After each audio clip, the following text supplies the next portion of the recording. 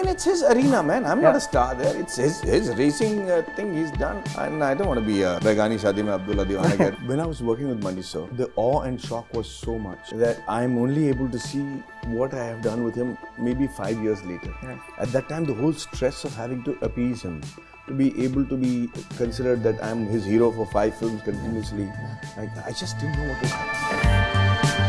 Hollywood has disappointed me of late a lot. I want to see how Oppenheimer felt the morning he came to know the news. Does he read the news and does he feel happy or does he feel like a monster?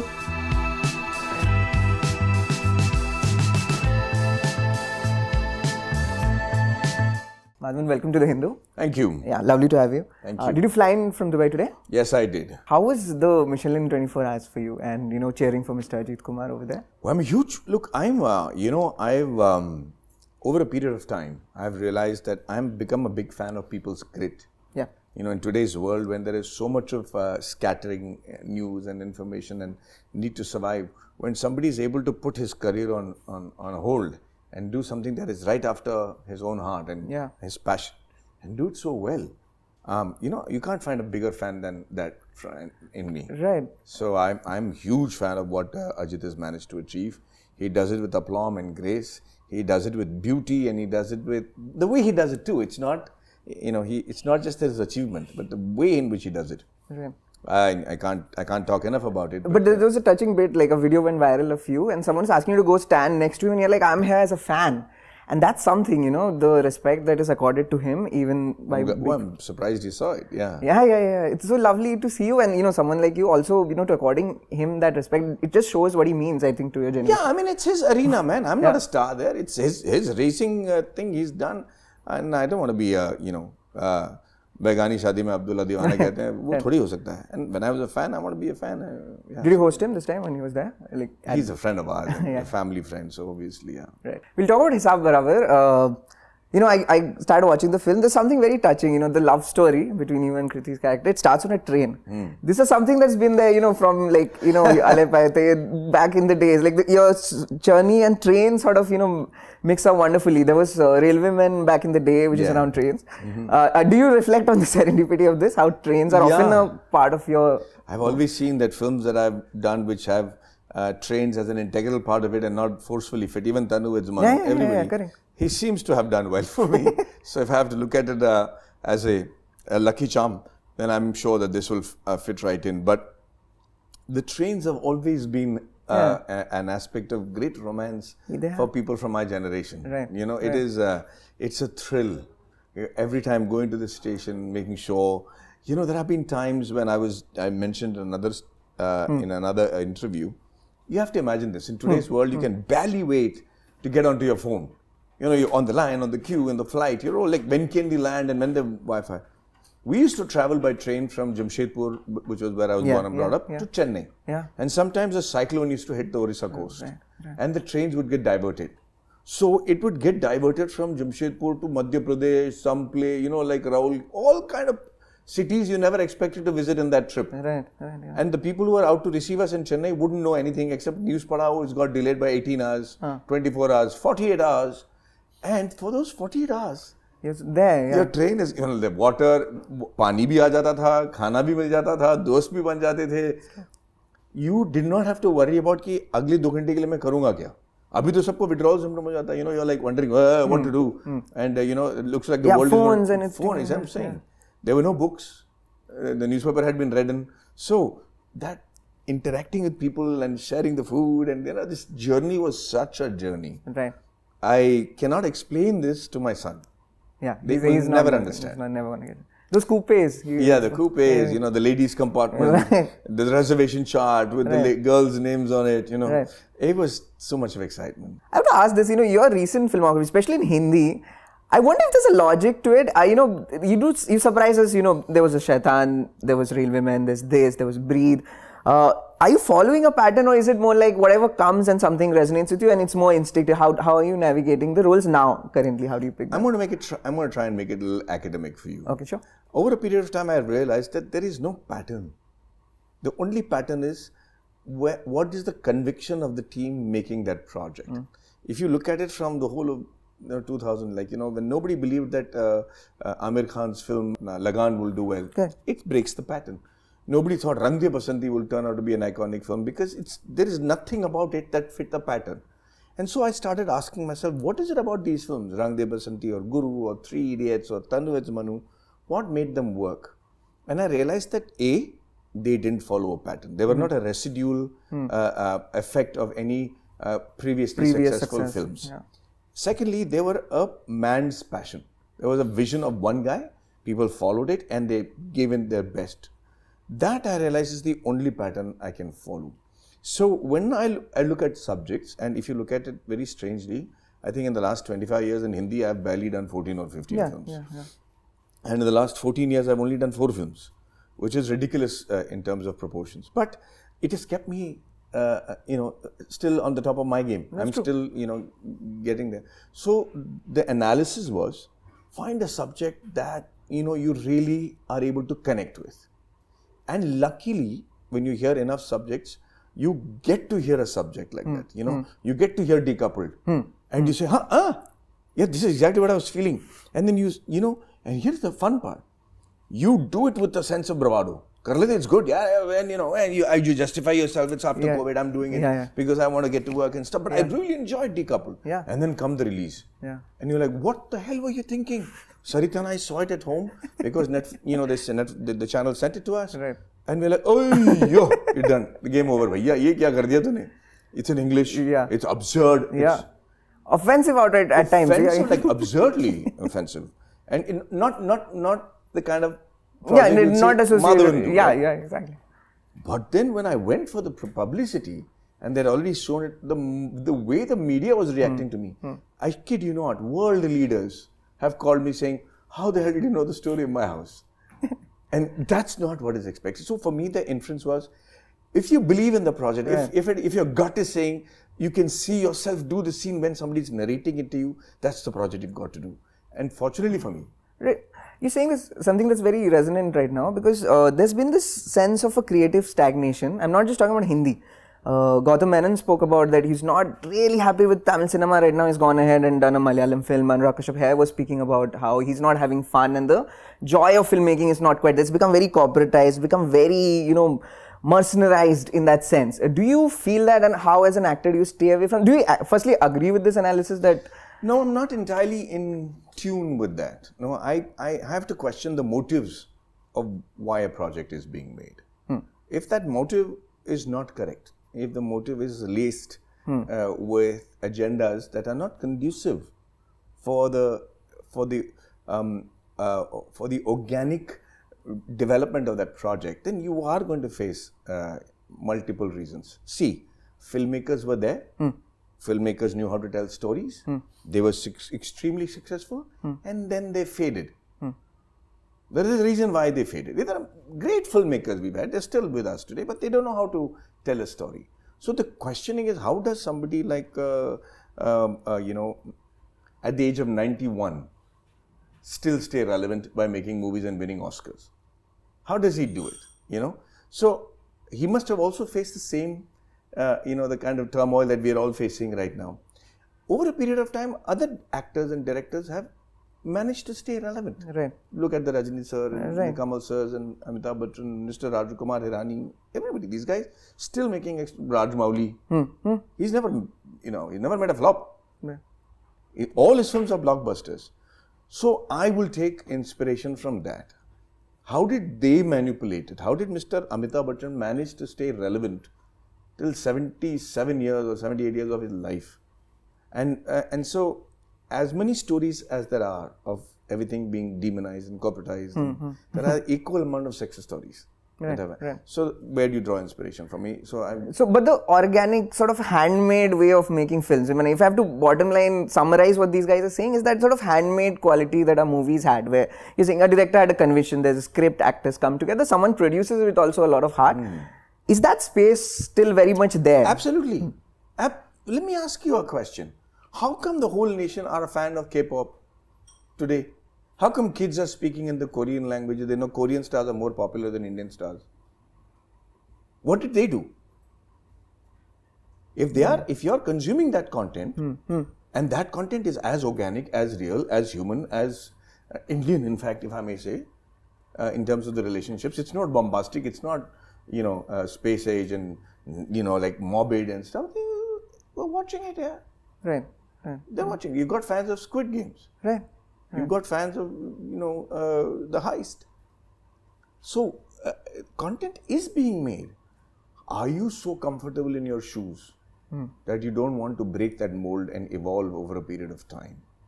Are you taking your audiences for granted? Are you feeling the butterfly in your stomach? Are you being, let me say it in a very humble way, have you got into the Godfather syndrome? Where you're on the set, you're the Godfather. I've seen that with big directors, okay? Yeah. And I've seen yet people with, I've been to Raj Mouli sir and I gave a screen test. At this time, he's enthusiastic like a child. He's like, are you okay? Is it coming out okay? Is it fine? Have you lost that? Is that not an integral part of your process anymore? Then you'll have to find a movie or a story and a budget that gives you those butterflies. I've always said that, a phenomenal grand failure for me is always better than a compromised success. Right. And so I followed that. So it's not that, so then the question is, how does a shaitan come to me? Or how does a railwayman come to me? Or how do you, and I'm telling you the next few projects, and I'm a little embarrassed, but they're all coming together this year and next year out. Why embarrassed? Because, like I said, 14 years, 4 films, and 2 years, 9 films. Yeah. But it happened because of the timing and the release. But they're all very different. And so they came to me. And I couldn't have designed it. The one that I wanted to design was rocketry. And that came to me as well. So I think there is still hope. I just think that the way you look at it should change a little bit. I see. And then you'll be able to make the story that is relevant to today's generation. I see. Yeah. Did you watch films, let's say, from January, like onwards? Have you been watching? A few of them, yes. Could you name a few that you enjoyed? But it's only 20 days. Yeah, that's no, I haven't actually. I saw one on the flight called Count of Monte Cristo, right, which I thought was. I don't like to say it so blatantly, but Hollywood has disappointed me of late a lot. People have kept saying, "Oh, it's such a good film," I just think they've lost the plot in a lot of places. Yeah. I think they need to go back. When they used to come out with movies like A Usual Suspect or A Shawshank Redemption or A Beautiful Mind or As Good As It Gets, we were talking about that movie for 5 days, 6 days, it stayed with us for so long. I can't recall of a movie that has happened and had the same impact on me in the last 5 years. I mean, it's just very sad. I mean, the original Joker I saw, and I was like, that is a product of passion, man. But the second one? Was terrible. Yeah. Was terrible. I did not know how, I'm sorry, but I did not know what they saw, what was the merit of it. I didn't like Oppenheimer. I just, for me. That's fair enough, right? To say, Let me tell you why. A man has devised an atom bomb. It has created an impact. In 1 second, it has killed more number of people than history has ever seen in a second. You have destroyed a culture, you have destroyed a race, you have destroyed, humanity in that area for multiple years. Would you not show the impact of that on the man who invented it? For me, that was very important. I want to see how Oppenheimer felt the morning he came to know the news, but he gets jittery, there's a bit of that, but not enough. I'm saying, does he come out and pick up his newspaper and do the neighbors look at him as a villain? Does he read the news and does he feel happy or does he feel like a monster? Those are the emotional bits that I don't know why they don't want to touch, or maybe they're not comfortable with it, or they're not able to portray it. I'm not going to give them the high horse to say, hey, you know what, it's subtle storytelling. No, I want to see it, man. I want to see it. You're telling me Gandhi hai, but you don't tell me how he got the freedom. Ye kya baat hui? Right. So those are my complaints, and I don't think that. I think Indian filmmakers, and I'm talking about people like Anurag Kashyap and Gautam, and all these people have evolved films that need to be seen internationally. Yeah, they've done that kind of stuff. That's true. Yeah. They need to continue to do more of that, and we shouldn't keep yardsticks of Western films as what we want to reach up to.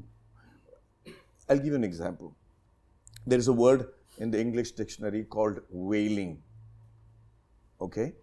When there's a tragedy, when there's something that is unexpected, people from Asia, we wail. Right.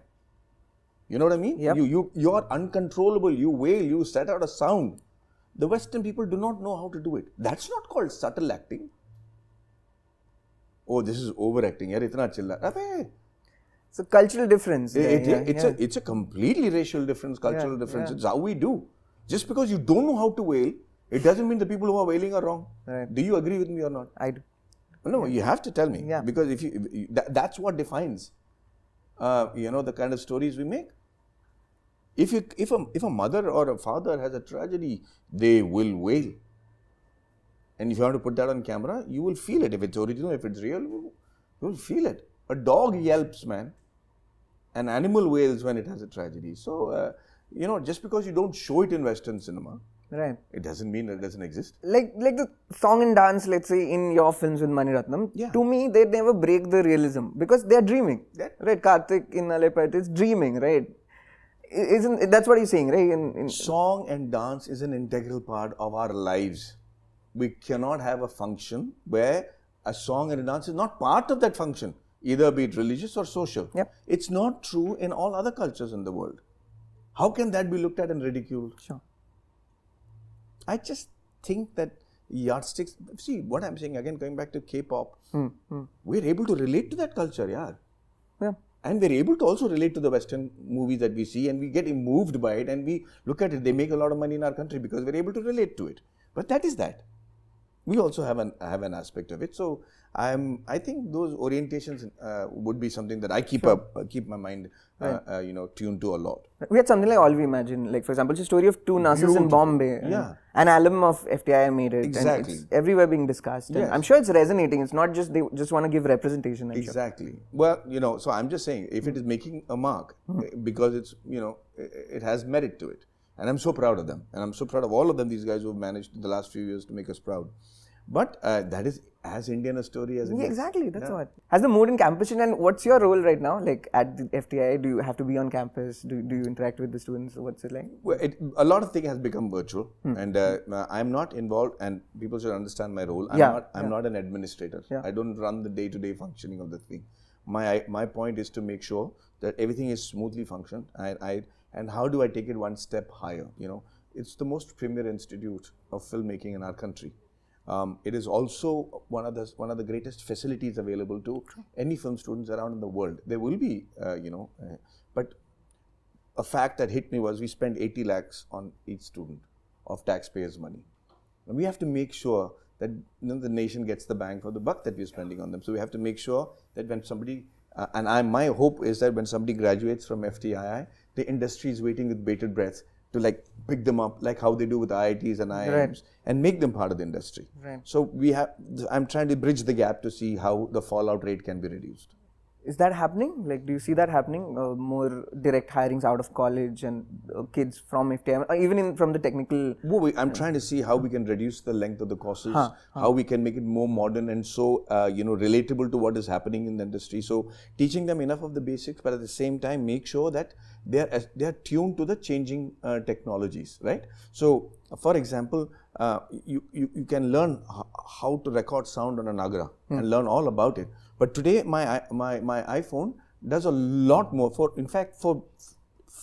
If truth be told, the entire trailer of Shaitan was actually dubbed on my iPhone because I was in London. Okay. Yeah, okay. And we tried to replicate that in the studio, and we could not. Okay. So how do we teach these students to use all these things as weapons to achieve what they want to?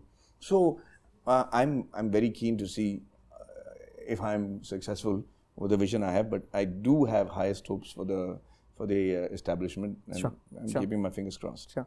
I'll return to Hisaab Barabar a bit. The film is releasing at a very timely juncture. We have the union budget coming up. The Indian middle class is under a lot of financial strain. There's a lot of confusion. Taxation processes are complicated. What do you feel about this, and what are your hopes? With the new budget that's presented, what could happen? I'm not qualified enough to talk about the finances, and I'm sure the more qualified ones. But I do agree that it's a little complicated. I wish that we had a very good suggestion that Kirti came up with. She said, why does the taxation have to be such that you require a CA to file it for you? Right, that's true. Because it reduces the number of people who actually end up paying tax. it should be simplified to such an extent that a common man doesn't feel like he's making a mistake. Genuine middle class people don't want to cut on taxes. They're just like, de dete yaar. Yeah. But don't make it so complicated that they're, have to pussyfoot around everything. And then, and then realize whether, then they go to the CA and then the CA. Right. And I'm not taking away from the CA. That's extremely important when you have a complicated structure. But not for the ordinary worker. But simple tax paying should not be so complicated. Right. I believe that very seriously. Right. Are you mulling a new directorial? Do you have an idea? No, brother. The thing is, I'm not a trained director. I'm not. I've never studied cinema, nor have I ever had the chance or opportunity to understand what the filmmaking is all about. Rocketry was a passion project. I knew exactly what the story was, and I followed some of the greatest, biggest directors in Hollywood and their philosophy about how they make a story, and that helped me out and tell the story the way I wanted to. I have to find a subject that resonates like that with me so that I know exactly which frame and what I'm saying in it. But it's a long process. I do believe that as I get older, I'm going to get less opportunities as an actor. Okay. So I want to scratch that itch of mine and do as many different roles as I can while I can. Right. Directorial ventures will always have their place later on. There's a Madhavan retrospective that's going to happen in Bombay, and the peg that they have picked is his visual language and how it's taken cinema forward. They're having all his great cinematographers to talk. I don't know, can you share an anecdote about your experience of, a scene or a shot, where you saw that in work, how his visual mind works? That happened and, you were very impressed. Okay, this is how the man thinks visually. Can you share something from your experience of working with him? So, when I was working with Mani sir, the awe and shock was so much that I'm only able to see what I have done with him maybe 5 years later. Yeah. At that time, the whole stress of having to appease him, to be able to be considered that I'm his hero for 5 films continuously, I just didn't know what was happening. So I really, maybe on retrospect, I can understand that this is how he, designed a scene, or how he would tell PC Sriram that I want the camera to be secretive, and PC Sriram would place it between the hinge of 2 doors. But that I get it now. But at that time, I didn't know what was happening. I just wanted to make sure in front of the camera, I'm not making an ass of myself. And that is, unfortunately, it was a dream debut, man. You can't ask, biggest producers can't have a debut like that with Mani sir. So now I look at it and I understand what the visual genius and the genres that he's done. Yes. He's the only guy who's touched everything from a film like Iruvar or Kanathar Multaram, right to Tirida to Alai Bhai to gangsters, love stories. Love stories to, dramatic commercial films to now Ponniyin Selvan. Yeah, I mean, at his ability to keep changing himself is spectacular. And, I think we need to celebrate these people a lot more. We need to sponge off them. We need to get them in front of interviews as much as we can and provoke them to speak like Rahman sir. And I think one of the biggest geniuses who hasn't got his due is Ilayaraja sir. The nonchalantness with which he composes has been taken for granted. We're going to miss this, I want to pick their brains. I want to be in the same room for 20 years with them and understand how they did it. It's amazing. Thank you so much, Madhavan. You're most welcome. All the best. All the best for the film. Thank you. And thank you. Very interesting interview. Thank you.